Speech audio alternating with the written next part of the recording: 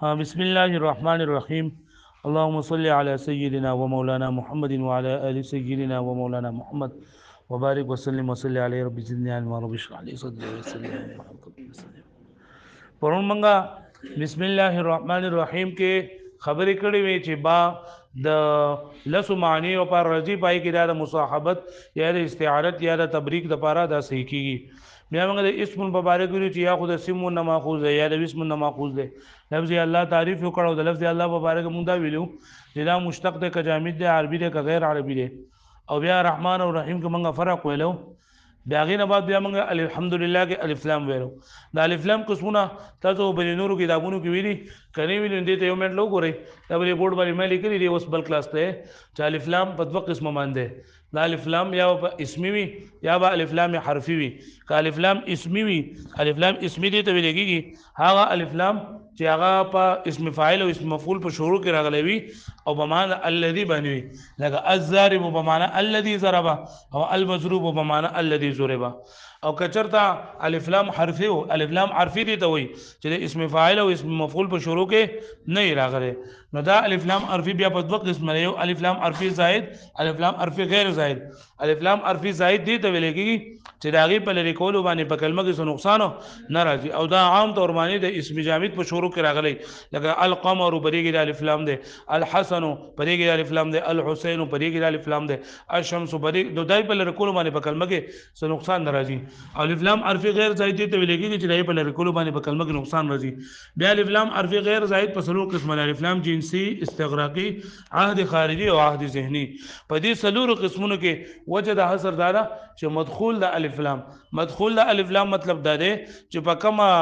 اسم باندې الف لام داخل شوی دا د مدخول د الف لام وي. نو دا مدخول د الف لام بخالی نه رضوا حالنا یا مراد د نه جنس او ماهیت وي یا به مراد افراد وي. که مدخول د الف لام نه مراد جنس او ماهیت وو د دې د الف لام جنسي وي لکه دې لپاره مثال الرجل خير من المرأه جنس سړی غوره دی د جنس خزینه. او که چرته مدخول د الف لام نه مراد افراد وو نو بیا به د دوه حال نه خالی نه وي یا به دینه کل افراد مراد وي یا به بعض افراد مراد وي. که کل افراد ته مراد وو نو بیا باندې ته ویلږي الف لام استغراقي. د دې لپاره مثال ان الانسان لفی خسرین چې بهشکه کامل انسانان ټول انسانان یعنی هر فرد انسان دا به خساره کې دی خو الا الذين امنوا دا بګینه دي. او که مدخول د الف لام نه مراد بعض افرادو نو دا بعض به د دوه حال نه خارج نه وي یا به دا بعض په خارج کې متعین وي او یا به نه وي. کله بعض افراد په خارج کې متعین وو نو ورته ویلږي عهد خارجي او کله متعین ورته ویلږي عهد ذهني. پوښوي عهد خارجي لپاره مثال لکه الله تعالی فرمای فعصى فرعون الرسول نسبه الرسول کې د الف لام ده چې نافرمانی کړي وره فرعون د رسول نو د ټولو رسولانو غینو کړي خو د بازي کړي کنه ټول افراد هم بعض افراد مرادي او بعض په خارج کې متعین دي چې هر چا ته پته ده چې فرعون د کوم رسول تابع نافرمانی کړي و حضرت موسی عليه السلام نو ګوره بعض افراد مرادي او بعض په خارج کې متعین دي.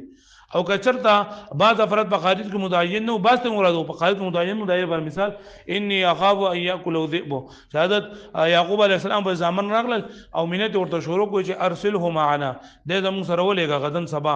يرتع غدا يرتع ويلعب چې موږ به میوه راو شو او به غرو لبي به وکړو وإنا له لحافظون. نو اورته ان انی اخاف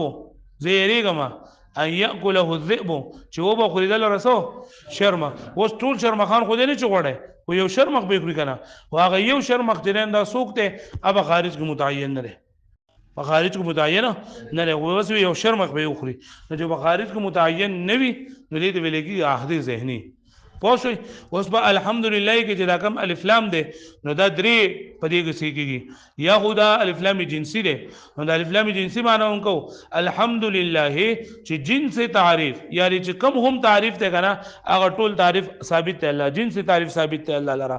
یا الحمد کې دا الف لام استغراقي ده معنی بدا کو چې کل افراد د حمد دا ثابت الله لرا یعنی موږ چې په پښتو کې ترجمه کوو کنه موږ موضوع الحمدلله ټول تعریفونه ثابت دا ټول چې معنی من کو نو دا الف لام معنی کو ایا دینه مراد الف لام دي خارجي دي چې د دینه هغه افراد د حمد مراد دي کم چې د مصنف په ذهن کې دي او کم چې الله پاک د خپل ځان د لپاره بیان کړل لکه موږ دعاګان کوو اللهم لا نحصي ثناء عليك انت كما اثنيت على نفسي انو ته الله پاک د خپل ځان د لپاره کم تعریفات بیان کړي کم حمد بیان کړي دي نو هغه ته مراد دي پوښوي الحمد لله بیا حمد چې نه دا څه ته ویل کېږي هو الثناء باللسان على الجميل الاختياري نعمه كان او غيرها او مدح او شکر دې باره کې تاسو به مختصر معنی کې خبره کړې ده نو لہذا بیا دوباره نه هم ده الحمد لله المتوحد چاته هغه کتل عبارت کتل تاسو وایي عبارت وایي تاسو زر زر جی بصورة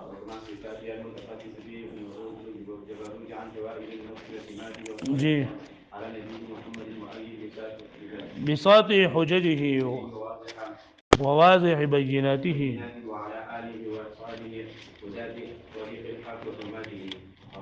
بس ذا بل ملګری وای ذا بل ملګری وای زر درشا بھائی عبارت ټول ملګری ګوره ها عبارت په ټول ګوره وای شابه چا نه کتلې نو زر زر وای بیا به ګورځو وحل کوم په دې باندې تاسو به ولاړې الحمد لله المتوحد بجلال ذاته وكمال صفاته المتقدس في نعوت الجبروت عن شوائب النقص وسماته والصلاة على نبيه محمد المؤيد بصلاة حججه وواسع بيناته وعلى آله وأصحابه هداة طريق الحق وأمته وبعضه الحمد لله طول تعرفنا ثابت الله لرا داس الله المتوحد بجلال ذاته چې आवाज دې په خپل لوی ذات کې په خپل ذات جلیله کې بالکل आवाज دې متوحد دا د باب تفاعل څخه ده باب تفاعل خاصیاتو کې تاسو ویلي دي چې دلته یو خو تکلف دلته کې صحیح کیږي یو ضرورت صحیح کیږي ضرورت او یو دا تکلف او ضرورت او یو طلب المتوحد چې دغه الله پاک د خپل ذات په اعتبار سره یوازې دی د خپل لوی ذات کې یوازې دی وکمال صفاته او په خپل صفات کمالیو کې یوازې دی نو دې مراد الله پاک د لپاره صفات ثبوتیه ثابتول دي صفات ثبوتیه ثابتول دي المتقدس في نعوت الجبروت عن شوائب النقص وسماته المتقدس او پاک ته دا الله پاک چې پاک دی الله پاک دا لولنه ګوره الحمدلله دا الله دا موصوف شو او المتوحد بجلال ذاته وكمال صفاته دا ټول جمله صفت اول شو المتوحد اسم فاعل او وضمیر باقی فاعل بجلال ذاته مرکب اضافی معطوف علیه وکمال صفاته مرکب اضافی معطوف علیه مجرور جار مجرور متعلق متوحد پورے او دا صفت اول شو المتقدس في نعوت الجبروت عن شوائب النقص وسماته دا صفت ثانی شو دی لپاره المتقدس چې دا الله پاک ذات ته پاک ته او بدی متقدس کوم د قدرې معنی دا باب تفاعل سیږي فی نعوت الجبروت نعوت د نعت جمع ده عظمت ته ویل کېږي عظمت صفت ته ویل کېږي جبروت د جبر چې نه دا مبالغه څخه ده او رفعت او عظمت ته ویل کېږي رفعت او عظمت ته اوچتوالی ته ویل کېږي نعوت الجبروت مطلب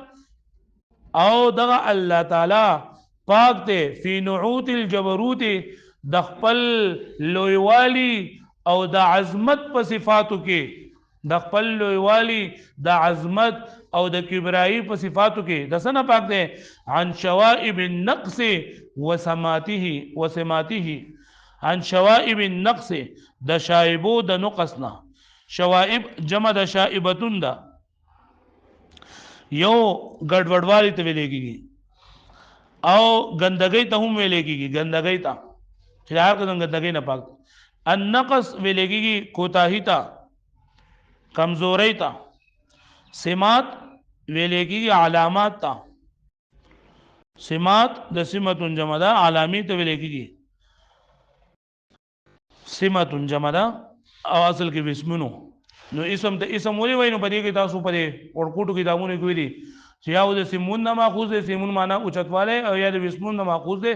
وسمون چې د علامه نو سراشه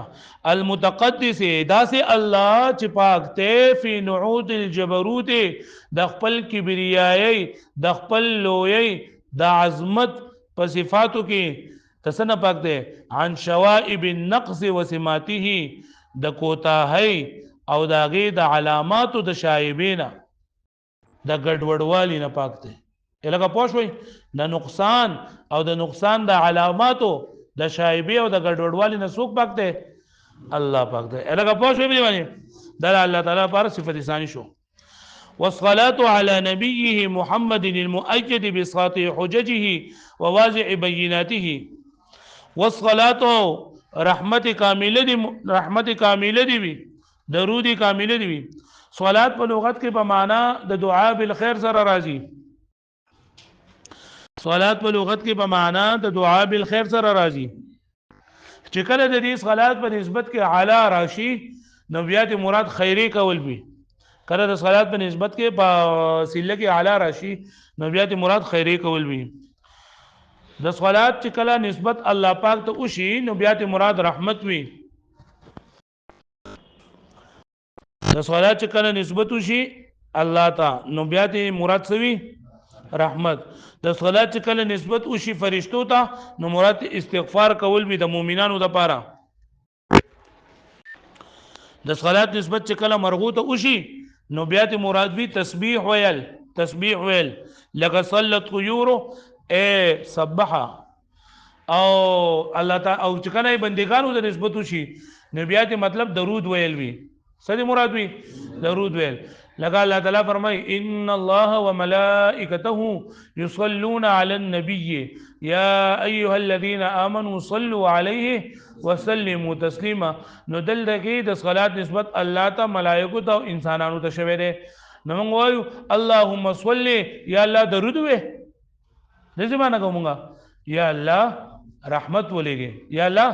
رحمت نو دغه الله ته نسبت رحمت مراد وي او چې فرشتو ته نسبت شي نو فرشتي دا استغفار او بخنه وختل لکه الله تعالی فرمایي د فرشتو په باره کې الذين يحملون العرش ومن حوله ويستغفرون للذين امنوا مؤمنان د بار استغفار کوي یا لکه پوښوي والصلاه او رحمت کامله دي ثابت وي على نبيه په نبی د هغه باندې نبی یا د نبؤن ماده لري نبؤن او یا نبؤن ماده ده نبؤن یا نبؤن شي نو معنا د خبر ورکول نو نبی ته نبی څه کوي چې دا هم خبر ورکوي او یا د نبوت نه ماخوذ ده نبوا ماده نبوا د نبأن او نبوا نو بیا تی مراد اوچتواله ده نو نبی ته نبی څه کوي چې د عام انسانانو نسبت باندې اوچت شان او لوی شان والوي هغه پوښوي نبی ته نبی ولي وای نو یا ماخوذ ده نبؤن او یا ماخوذ ده نبؤن معتلل محمود اللام شو نبؤن نو معنا دا خبر ورکول نو دې معنا به بسره نبی ته نبی ولي وای چې دې الله پاک ته طرف ته څور کوي چاته او یا خدای نبی د دې ماده سره نبؤن سره نبؤن او بیا دې ته نبی ولي وای زکه چې نبؤن معنا دا اوچتواله او دې ته نبی زکه و چې دا د ټول نسوي اوچتوي والصلاه على نبيه او رحمت کامله دي ثابت وي په نبی د هغه باندې وز دا نبی څوک ده نو بده کې ابهام او بده کې هغه متعین نو محمد هغه د کړه د عطف بیان د لپاره یا بدل له والصلاه على نبيه محمد او صلات وی په نبی د هغه باندې چې هغه محمد صلی الله علیه وسلم ده دا محمد د پیغمبر صلی الله علیه وسلم هغه نوم دی کوم چې ورته حضرت عبد المطلب صاحب کې خودلو د محمد صلی الله علیه وسلم د پیدایش نه مخکې د 21 کسانو نمونه د 21 کسانو دغه محمد نوم چې دندار راغلو د دې نه مخکې دا نوم بچانه کې خودو ها لیکن کله چې د پیغمبر علیه الصلوۃ والسلام د بعثت زمانه را نږدې شولا 21 کسانو نمونه هغه محمد تیر شو چې لکه د خلکو هغه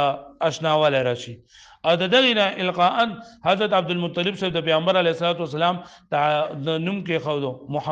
محمد دا معنی دا چې دا تعریف کړل شوی د پیغمبر علیه الصلاه والسلام یو نوم احمد دی نه احمد نوم د پیغمبر علیه الصلاه والسلام د مکه دی هیڅ هم نو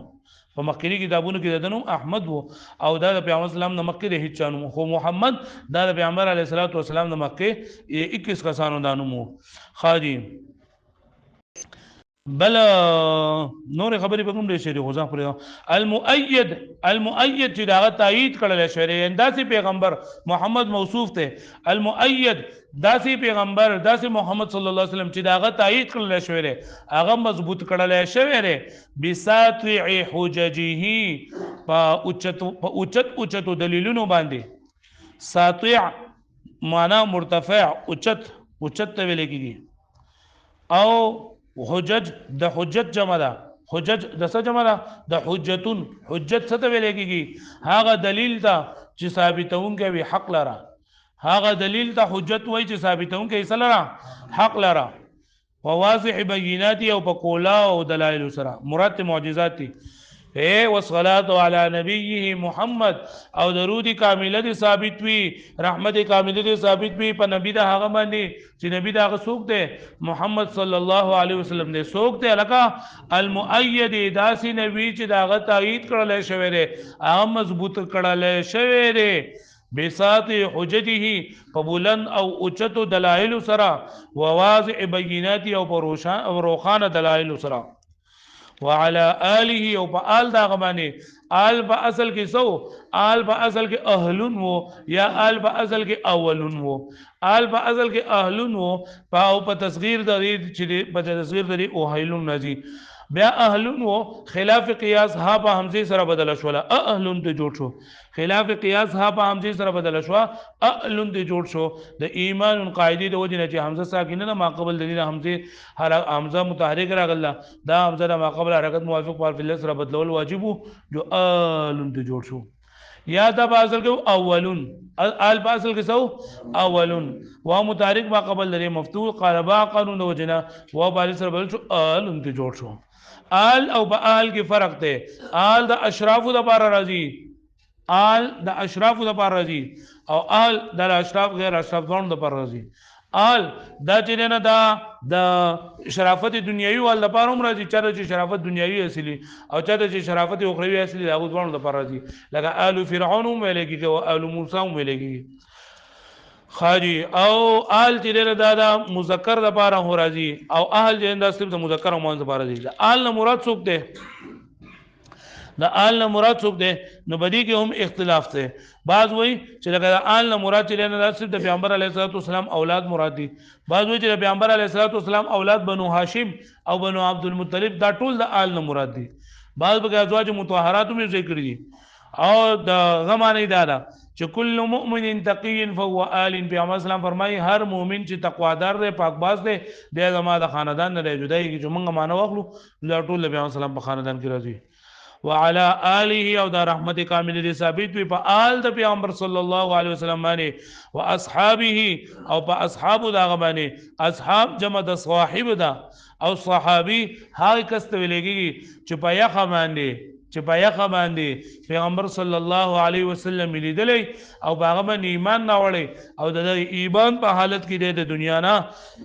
رخصت شوی د صحابي وي یو کس په خوب کې پیغمبر اسلام لیدلې صحابي نه لري پیغمبر اسلام لیدلې ایمان یې نه راوړي صحابي نه لري پیغمبر اسلام لیدلې ایمان یې هم راوړل او په دغه حال کې د دنیا نه تللی چې کافر او اسلام نه وړېدل نو بیا هم صحابي نه لري نو هر هغه کس چې پیغمبر صلی الله علیه وسلم په یې خبر لیدلوي په هغه باندې ایمان نه وړوي او په دغه حالت کې د دنیا نه تلوي وعلى آله او درود کامل دي ثابت وي په آل د پیغمبر علیه السلام باندې او اصحاب او په اصحاب دا باندې الګ کم اصحاب دي او هدات طریق الحق وحماته هدات دا هادین جمع ده او حمات دا حامین جمع ده هادی معنی هدایت کوونکې چې دا هدایت لشه هدات طریق الحق چې دا د حق لارې ته هدایت کوونکې یعنی خلق حق لارې طرف ته رابلی وحماته او د دغه حق لارې محافظ دي داغي امداد کوونکي دي مددگار دي داغي یا لکه په بنشوي پوره ده پوره وسه الحمدلله ټول تعریفونه خاص ثابت الله لرا المتوحد بجلال ذاته چې هغه یوازې د خپل ذات جلیله کې وکمال صفاتی او خپل صفات کمالیو کې المتقدس فی نعوت الجبروت او پاک دی د خپل کبریایی په صفاتو کې عن شوائب النقص وسماته د نقص او دغه د علامات د شایبینا والصلاه على نبيه محمد او درود کامله دي ثابت وي په نبی هغه باندې چې محمد المؤيد لا تایید کړل شوی بساط حججه فاوچت دلائل سره او حجتون سره واضح بینات او واضح دلائل سره معجزات مراد دي او دلیل اولنا المتوحد بجلال ذاته وصفاته وكمال دين مراد صفات ثبوتيه دي المتقدس عن في نعوت الجبروت عن شوائب النقص وسماته دلیل مراد صفات سلبيه دي وعلى اله واصحابه او آل د پیغمبر اسلام او اصحاب د عمله ودا د طریق الحق وحماته چاغي ته د نیغلا عادل غلاري هدایت کوم کړي او داغي حفاظت کوم کړي یاد بشي واړوي